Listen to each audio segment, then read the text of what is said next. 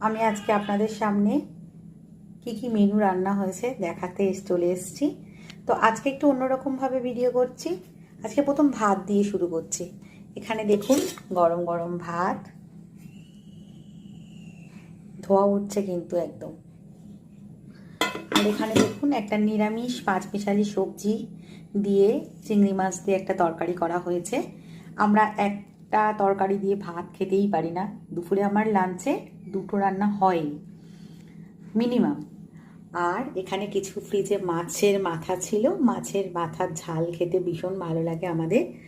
তো আজকে মাছের মাথার ঝাল করে নিয়েছি দুপুরবেলা। আর ছেলের ডায়েটে একটু অন্যরকম ওর খাবার দাবার।